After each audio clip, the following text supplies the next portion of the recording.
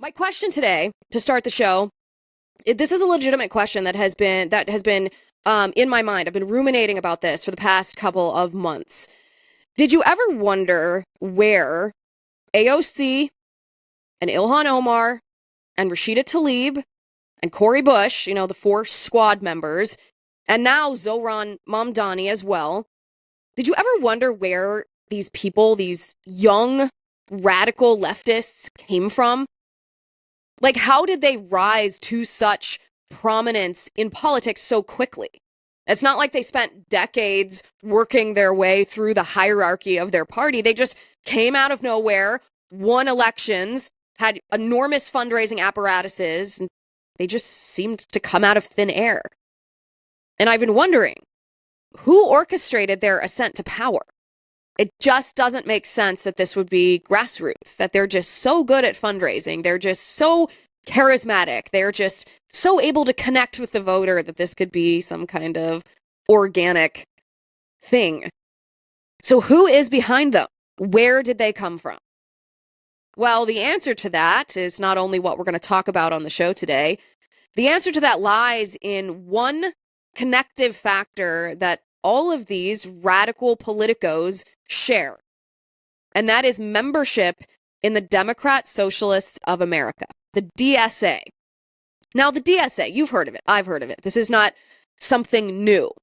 The DSA is not a branch of the Democrat Party, though, as we're kind of led to believe that it is. It's not just a different sect or a denomination, but still Democrats, still a true believer in the Democrat Party platform. No. Actually, if you pull back the curtain on the DSA and you listen to high-ranking members of the DSA plot and strategize, you realize that the DSA and their members view politics not as the civil participation that you and I might consider politics to be, not as service to our country, but rather they view politics as a weapon to overthrow our country and Western civilization as a whole.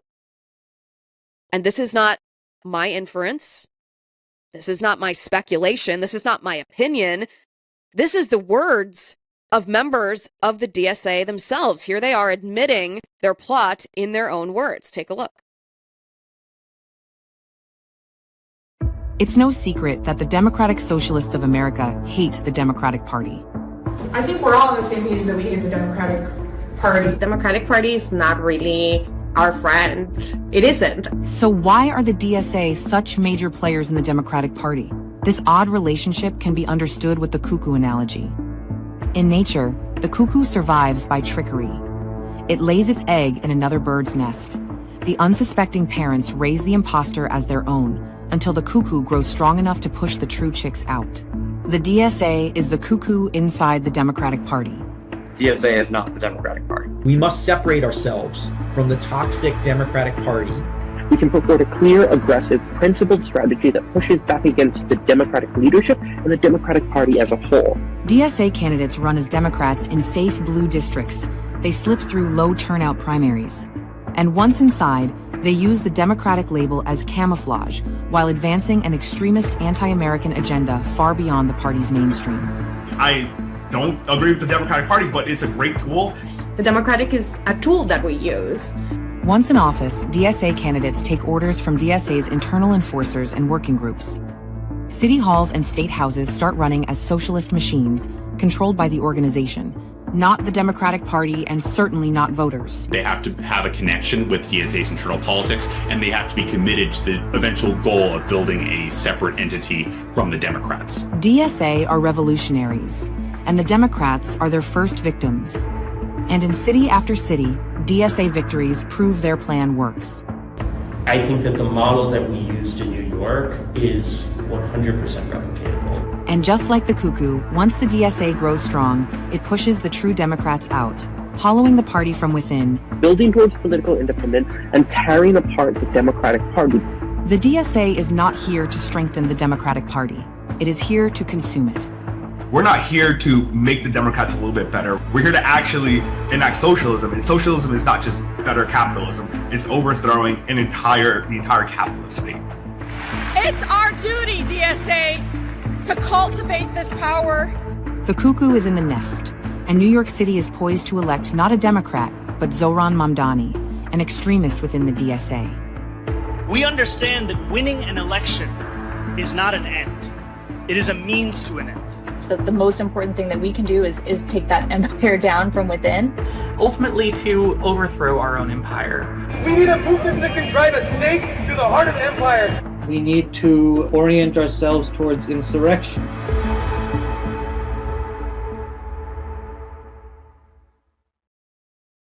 Ultimately, they said to overthrow our own empire.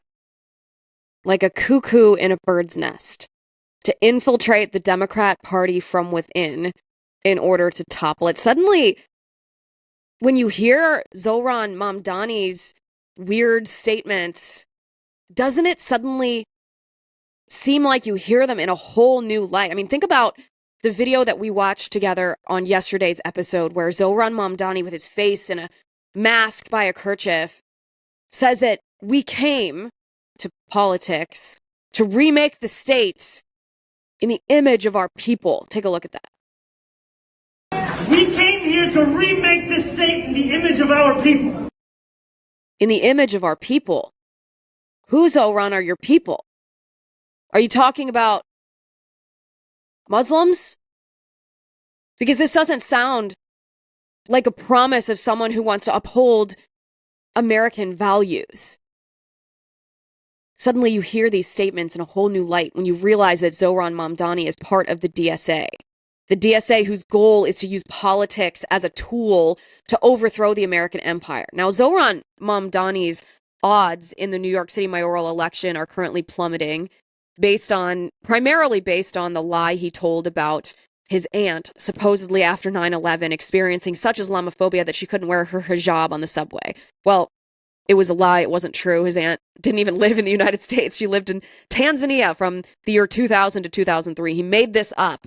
The real victims, he wants you to think, of 9/11 are the Muslims who faced discrimination, without ever mentioning the 3,000 people who were killed by radical jihadists when they hijacked jetliners into the World Trade Centers. And his odds are plummeting. There's days left until Election Day. But a new scandal could threaten not just Zohran Mamdani's campaign, but his very residence in the United States. Remember, Zohran Mamdani was not born in the United States. He was born in Uganda. He wasn't even a citizen of our great nation until 2018. He was naturalized as a citizen in that year. But new information has been given to the Department of Justice by a member of the United States Congress referring Mamdani for investigation for potential immigration fraud. I'm going to read you what Congressman Andy Ogles wrote. He posted on X and said, "I have just sent a letter to Attorney General Pam Bondi urging her to investigate Zohran Mamdani's naturalization documents. Mamdani could very well be made mayor of New York City in less than 2 weeks. We have no time to waste." In 2017, he was a public supporter of the totalitarian DSA, praised terrorists, and openly despised the U.S. Constitution. Those views must be disclosed during naturalization, and if they were withheld, that is a federal crime. If we deport Mamdani for breaking real laws, we can save New York, the congressman writes, and take back our country from the Marxists who want to reduce America to a third world wasteland. Now, the response to Congressman Ogles' DOJ letter has been people saying, well, this is a big if, sir. Do you have any evidence that Zohran Mamdani hid his radical praise of terrorists from the naturalization authorities before he was granted citizenship? And today we present to you a report that proves, in fact, Mamdani did vocalize such heinous views praising terrorists and murderers. You remember when he first came onto the scene, Zohran Mamdani was thought he was so cute, he was so charismatic because he was a former rapper. He wrote his own rap lyrics. Well, my next guest analyzed the rap lyrics of Zohran Mamdani's songs and found embedded within these rap songs, open praise for grisly murderers. All right, so I first want to introduce you to the guest today. You guys loved him when he was on the show a couple weeks ago, so we wanted to invite him back. He's been producing phenomenal journalism lately, so you should be following him regardless. It's Ashley Rinsberg, the editor at Neutral POV. That would be Neutral Point of View. Ashley, good to see you again. Thanks for coming back. Thank you, Liz. Great to see you. Okay, so you wrote a fantastic deep dive into Zohran Mamdani's background, which I think is the substantiating evidence to Congressman Ogles' letter to Attorney General Pam Bondi saying, hey, did Zohran Mamdani commit immigration fraud here? Did he disclose his, not just his sympathy, but his outright praise for terrorists before he received naturalized citizenship? So tell me a little bit about this journey. We do have the video, so when you've introed it, you've set it up here, we'll show the video of his rap lyrics here. The New York Post had this really great story in June, right when this election was starting to heat up. And what they reported was that Mamdani had produced a rap in 2017. In this rap, he is singing about his love for the Holy Land Five. And the Holy Land Five, it refers to a group of Hamas-linked operatives who were criminally convicted in the United States in a federal court for financing Hamas terrorism. This really got buried. It got sort of swept under the rug because the Rolling Stone, NBC, the rest of the mainstream media just got really breathless and excited about Mamdani, the young rapper. They completely ignored the real fact of the story, which is that the front runner for the mayor of New York City was on record proudly praising a terror-linked finance operation that had been convicted in a court. The other thing that people didn't pick up on at the time is that there wasn't just one case, there were two trials. The second trial was a civil trial, and that trial found that these same people that Mamdani was pledging his love to, were held liable in a federal court for the murder of a boy from New York City. This is the frontrunner for the mayor of New York City, praising publicly in a rap men who were found liable for the murder of a boy from that same city. Which is, I mean, it's so despicable. It's so despicable. And I do want to play this video because I don't want anyone to think that I'm exaggerating his praise, that it's just a passing reference that I misinterpreted because I'm on opposite ends of the political spectrum as he is. Listen to these words for yourself. Watch Zohran Mamdani praise these terrorists. Take a look. In 2017, Zohran Mamdani released a rap track that praised 5 convicted Hamas funders known as the Holy Land Five. Now he wants to run New York?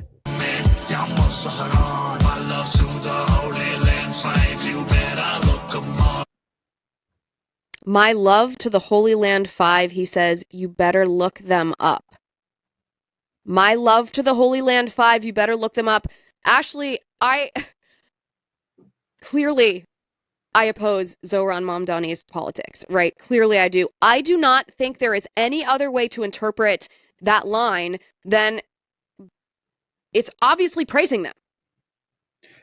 It's doing a lot more than praising him. That's the scary part. And this is the thing that if the media had done its job even remotely and investigated this, rather than starting to publish all these articles about his rap going viral, what they would have asked themselves is what 25-year-old rapper sings about a criminally convicted 501c3, its chairman, its president, its New Jersey representative, and its chief fundraiser. Nobody does that. It's not normal. Rappers rap about Cristal champagne, about cars, about their lives. These are things that we know, we like them, we enjoy these types of raps. It's great. Nobody raps about this kind of thing unless you are embedded in the very same network of propaganda and Hamas support, ideological support that he is actually a part of. And that this is the reason why he made that, why he sang that lyric, why he wrote that lyric,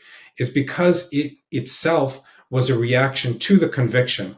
Once this conviction took place in the early 2000s and the civil case took place in the early 2000s, The network that's responsible for this, and this is Hamas itself, this is not Hamas adjacent, these are Hamas leaders, decided that they would turn this defeat into a propaganda win. And they did that by making this into a human rights issue, as if these men were wrongfully convicted, which they were not. Their appeal was denied. The Supreme Court declined to look at the case because everything was buttoned up perfectly by the FBI and the DOJ in this case. Nevertheless, they saw an opportunity to turn this into a piece of propaganda. This became what Laura Burns, who was the lead FBI investigator on the Holy Land 5 case, called a platform. It's kind of a propaganda plank to say these men were wrongfully convicted. With Zohran Mamdani rapping about this, he is contributing directly to that propaganda campaign, and likely did it knowingly, because it's not just about Zohran, it's also about his father. So one of the core members of this group is Hatem Bazian. He is inextricably linked up with all of these organizations involved in the Holy Land 5 case. And Bazian is also the founder of Students for Justice in Palestine. When he staged his first national convention, I think it was in 2013 or so, or 2011, sorry, his first keynote speaker was Mahmoud Mamdani, which is Zohran's father. Yeah, which is, so let's walk through this, because I know this is one of those tangled webs that we often talk about in the show, and I want to make sure that it's perfectly clear. So the Holy Land 5, this is not just an organization. These are 5 individuals who were part of this group, and they were, as individuals, convicted and sentenced to prison. So, for example, the Holy Land Foundation president was Shakuri Abu Bakr, and the chairman, Gassam Alashi, they were each sentenced to 65 years each, right? An additional member was sentenced to 20 years. 2 other members each received 15 years. So those were criminal convictions for violating U.S. law, funding terrorist groups overseas. They are serving prison time.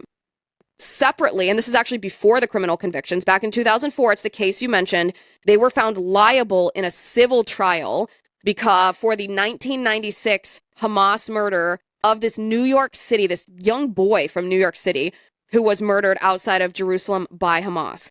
Now, this is where, again, it's kind of a tangled web, but this is, you cannot make this up. It's always connected. If you are willing to follow these lines, it's always connected. So the boy from New York City who was murdered by Hamas, his parents sued the Holy Land 5 under the U.S. Anti-Terrorism Act, and they sued 3 organizations, right? The Holy Land Foundation and 2 others. One of the other groups that was sued was one called the Islamic Association of Palestine. Now, during this lawsuit, after they were found liable for the murder of this young boy, the Islamic Association of Palestine dissolved, right? Because they had this huge financial judgment against them. But what they actually did is they didn't dissolve, they just rebranded themselves. They called themselves American Muslims for Palestine, and they kind of resurrected. It's the same people, it's the same money. They're just trying to avoid having to pay the judgment against them. That's where we get to this individual, Hatem Bazian. So American Muslims for Palestine, this resurrected version of a group that was found liable for the murder of a New York City boy. This resurrected group was started by Hatem Bazian. And this is where I just think, my goodness, when you ask where people like Zohran Mamdani come from, what are their true views? Are they just entitled and out of touch and they've been indoctrinated in universities? Or are they true believers in the destruction of Western civilization through communism and jihadism? When you follow this trail, Ashley, I have to conclude the latter is true. Because we've talked a lot also on this show in the last 3 months about Students for Justice in Palestine, because Roy Singham, it's his money that funds that group. He's paying for the violence that Students for Justice in Palestine riots put on at colleges and universities. It's all connected. Roy Singham's sister, of course, donated directly to Zohran Mamdani's mayoral campaign. But this individual, Bazian, as you said, founded Students for Justice in Palestine, and at their first national conference, the keynote speaker was Zohran Mamdani's father, Mahmoud Mamdani. It's unreal.